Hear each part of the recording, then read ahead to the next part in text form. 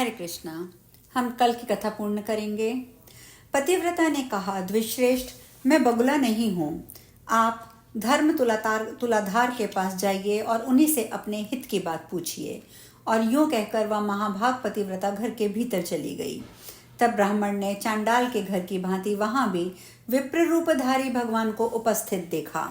उन्हें देखकर वह बड़े विस्मय में पड़ा और कुछ सोच विचार कर उनके समीप गया।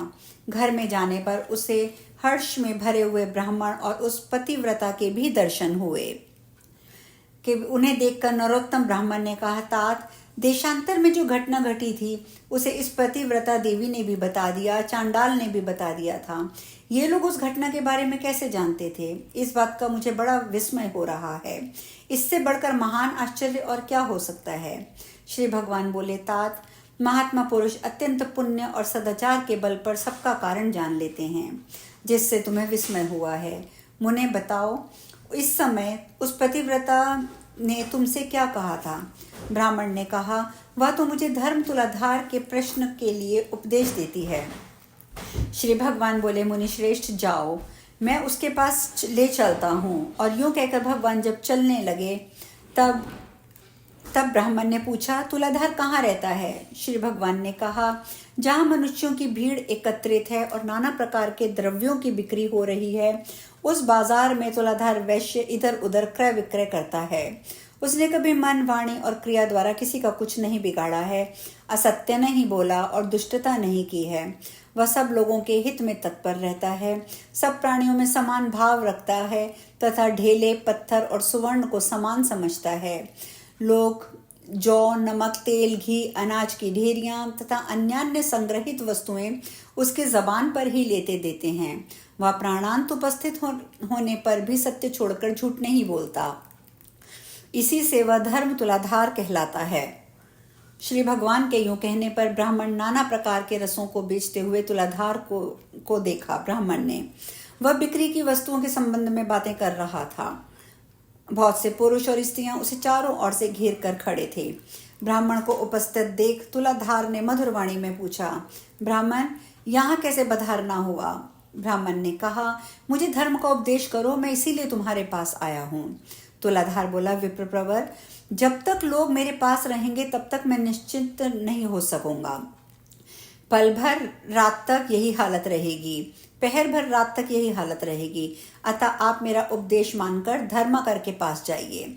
बगुले की मृत्यु से होने वाला दोष और आकाश में धोती सुखाने का रहस्य, ये सभी बातें आगे आपको मालूम हो जाएंगी। धर्माकार का नाम अद्रोहक है, वे बड़े सज्जन हैं, उनके पास जाइए, वहां उनके उपदेश की कामना कीजिए। यूं कहकर तुलाधार खरीद बिक्री में लग गया। नरोत्तम ने विप्रधारी भगवान से फिर पूछा, तात, अब मैं तुलाधार के कथानुसार सज्जन अद्रोहक के पास जाऊंगा, परंतु मैं उसका घर नहीं जानता। श्री भगवान बोले, चलो, मैं तुम्हें उनके घर ले चलता हूँ। तदंतर मार्ग में जाते हुए भगवान ने ब्राह्मण से पूछा, तात, तुलाधार ना तो देवताओं एवं ऋषियों का न पितरों का ही तर्पण करता है, फिर देशांतर में संगठित हुए मेरे वृतांत को कैसे जानता है? इससे मुझे बड़ा विस्मय हुआ। आप इसका कारण बताइए। श्री भगवान बोले, ब्राह्मण, उसने सत्य और समता से तीनों लोगों को जीत लिया है। इसी से उसके ऊपर पितर, देवता, मुनि सभी संतुष्ट रहते हैं। धर्मात्मा तुलाधार उपयुक्त गुणों के कारण ही भूत और भविष्य की सब बातें जानता है। सत्य से बढ़कर कोई दूसरा धर्म नहीं है, झूठ से बढ़कर कोई दूसरा पाप नहीं है, वह यह समझता है। जो पुरुष पाप से रहित और संभाव में स्थित है, जिसका चित्त शत्रु, मित्र और उदासीन के प्रति समान है, उसके सब पापों का नाश हो जाता है। अब भगवान श्री विष्णु के सायुज्य को प्राप्त होता है। समता धर्म और समता ही उत्कृष्ट तपस्या है। जिसके हृदय में सदा समता विराजती है, वही पुरुष संपूर्ण लोकों में श्रेष्ठ, योगियों में गणना करने के योग्य और निर्लोभ होता है। जो सदा इसी प्रकार संपूर्ण समतापूर्ण व्यवहार करता है, बर्ताव करता है, वह अपनी अनेकों पीढ़ियों का उद्धार कर लेता है। उस पुरुष में सत्य, इंद्रिय संयम, मनोनिग्रह, धीरता, स्थिरता, निर्लोभता और आलस्यहीनता, ये सब गुण प्रतिष्ठित होते हैं। समता के प्रभाव से धर्मज्ञ पुरुष देवलोक और मनुष्य लोक के संपूर्ण वृत्तांतों को जान लेते हैं। उनकी देह के भीतर भगवान विष्णु विराजमान रहते हैं। सत्य और सरलता आदि गुणों में उसकी समानता करने वाला संसार में कोई दूसरा नहीं होता।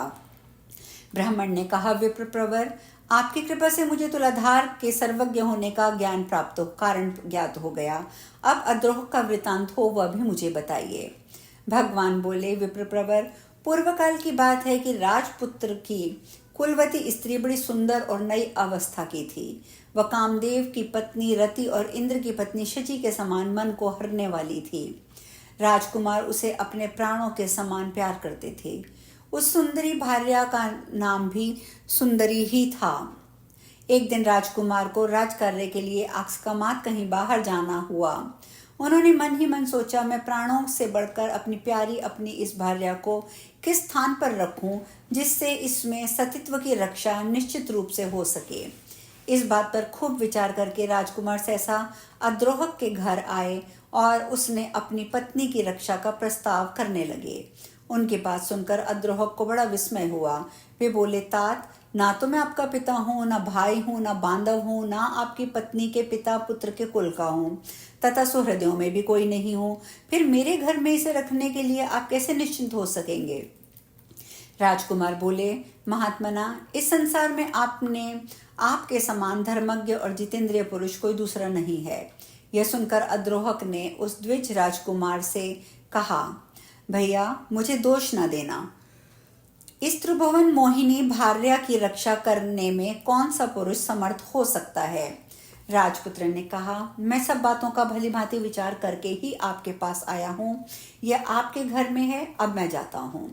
राजकुमार के यूं कहने पर वे फिर बोले, भैया, इस शोभा संपन्न नगर में बहुत तेरे कामी पुरुष भरे पड़े हैं। यहाँ किसी स्त्री के सतीत्व की रक्षा कैसे हो सकती है? राजकुमार ने कहा, जैसे भी हो रक्षा कीजिए, मैं तो अब जाता हूँ। गृहस्थ अद्रोहक ने धर्म संकट में पड़कर कहा, तात, मैं उचित और हितकर समझकर इसके लिए सदा अनुचित बर्ताव करूंगा और उसी अवस्था में ऐसी स्त्री सदा मेरे घर में सुरक्षित रह सकेगी। अन्यथा इस अरक्ष वस्तु की रक्षा के लिए आप ही कोई अनुकूल और प्रिय उपाय बतलाइए। इसे मेरी शैया पर मेरी स्त्री के साथ शयन करना होगा। फिर भी यदि आप इससे अपने वल्लभा समझें तब तो यह रह सकती है, नहीं तो ये यहाँ से चली जाए। ये सुनकर राजकुमार ने कुछ क्षण तक विचार किया और बोला, तात, मुझे आपकी बात स्वीकार है। आपको जो अनुकूल जान पड़ता है वह कीजिए। ऐसा कहकर राजकुमार अपनी पत्नी से बोले, सुंदरी, तुम इनके कथानुसार सब कार्य करना, तुम पर दोष नहीं आएगा, इसके लिए मेरी आज्ञा है। और यूं कहकर वे अपने पिता महाराज के आदेश से गंतव्य देश को चले गए। तदंतर रात में अद्रोहक ने जैसा कहा था वैसा ही किया। वे धर्मात्मा नित्य प्रति दोनों स्त्रियों के बीच में शयन करते थे। फिर भी वे अपनी और पराई स्त्री के विषय में कभी धर्म से विचलित नहीं होते थे। अपनी स्त्री के स्पर्श से ही उनके मन में काम भोग की इच्छा होती थी। इधर राजकुमारी स्त्री के स्तन भी बार बार उनकी पीठ से लग जाते, किंतु उसका उनके प्रति वैसा ही भाव होता जैसे बालक पुत्र का माता के प्रति होता है। वे प्रतिदिन उसके प्रति मात्र भाव को ही दृढ़ रखते थे। क्रमशः उनके हृदय में स्त्री संभोग की इच्छा ही जाती रही। इस प्रकार 6 मास व्यतीत हो गए और राजकुमारी के पति अद्रोहक के नगर में आए। उन्होंने लोगों से अद्रोहक तथा अपनी पत्नी स्त्री के बर्ताव के संबंध में पूछा। लोगों ने अपनी अपनी रुचि के अनुसार उत्तर दिया। कोई राजकुमार के संबंध में प्रबंध को उत्तम बताते थे, कुछ नौजवान उसकी बात सुनकर आश्चर्य में पड़ जाते थे और कुछ इस प्रकार उत्तर देते थे, भाई, तुमने अपनी स्त्री उसे सौंप दी, वह तो उसके साथ शयन करता है। स्त्री और पुरुष में एकत्र संसर्ग होने पर दोनों के मनों में शांति कैसे रह सकती है? अद्रोहक ने अपने धर्माचरण के बल से लोगों की कुत्सित चर्चा सुन ली। तब उसके मन में लोक निंदा से मुक्त होने का शुभ संकल्प प्रकट हुआ। उन्होंने स्वयं लकड़ी एकत्रित करके एक बहुत बड़ी चिता बनाई, उसमें आग लगा दी। चिता प्रज्वलित हो उठी। उसी समय प्रतापी राजकुमार अद्रोहक के घर आ पहुंचा।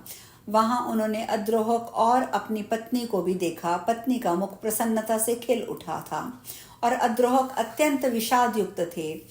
इन दोनों की मानसिक स्थिति जानकर राजकुमार ने कहा, भाई मैं आपका मित्र हूँ, बहुत दिन के बाद लौटा हूँ, अब आप मुझसे बातचीत क्यों नहीं करते?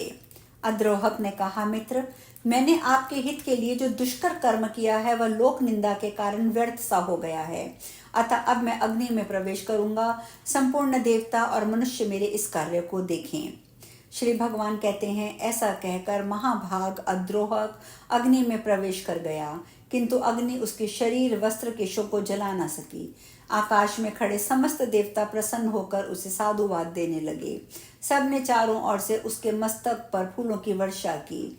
जिन जिन लोगों ने राजकुमार की पत्नी और अद्रोहक के संबंध में कलंकपूर्ण बात कही थी, उनके मुंह पर नाना प्रकार का कोढ़ हो गया। देवताओं ने वहां उपस्थित होकर अद्रोहक को आग से बाहर निकाला और प्रसन्नतापूर्वक दिव्य पुष्पों से उसका पूजन किया। उनका चरित्र सुनकर मुनियों को बड़ा विस्मय हुआ। समस्त मुनिवरों और विभिन्न वर्णों के मनुष्यों ने उस महातेजस्वी महात्मा का पूजन किया और उन्होंने भी सबका विशेष आदर सत्कार किया। उस समय देवताओं, असुरों, मनुष्यों ने मिलकर उनका नाम सज्जनाद्रोहक रखा। उनके चरणों की धूल से पवित्र हुई भूमि के ऊपर खेती की उपज अधिक होने लगी। देवताओं ने राजकुमार से कहा, तुम अपनी इस स्त्री को स्वीकार करो। इन अद्रोहक के समान कोई मनुष्य इस संसार में नहीं हुआ है। इस समय इस पृथ्वी पर दूसरा कोई ऐसा पुरुष नहीं जिसे काम और लोभ ने परास्त न किया हो। देवता, असुर, मनुष्य, राक्षस, कीट आदि सभी संपूर्ण प्राणियों के लिए ये काम दुर्जय है। काम, लोभ और क्रोध के कारण प्राणियों को सदा जन्म लेना पड़ता है। काम ही संसार बंधन में बांधने वाला है। प्रायः कहीं भी काम रहित पुरुष का मिलना कठिन है। इन अद्रोहक ने सबको जीत लिया है, 14 भुवनों पर विजय प्राप्त की है। इनके हृदय में भगवान श्री वासुदेव बड़ी प्रसन्नता के साथ नित्य विराजमान रहते हैं। इनका स्पर्श और दर्शन करके मनुष्य सब पापों से मुक्त हो जाते हैं, निष्पाप होकर अक्षय स्वर्ग को जाते हैं। और यूं कहकर देवता विमान में बैठकर आनंद पूर्वक स्वर्ग लोक को पधारे। मनुष्य भी संतुष्ट होकर अपने अपने स्थान को चल दिए तथा वे दोनों स्त्री पुरुष भी अपने राजमहल को चले गए। सबने अद्रोहक को दिव्य दृष्टि प्राप्त हो गई। तब से अद्रोहक को दिव्य दृष्टि प्राप्त हो गई। वे देवताओं को भी देखते हैं और तीनों लोकों की बातें भी अनायास ही जान लेते हैं। अब हम इस कथा में यहीं विश्राम लेंगे। आगे भी ये कथा रहती है, इसे हम कल पूर्ण करेंगे। हरे कृष्णा।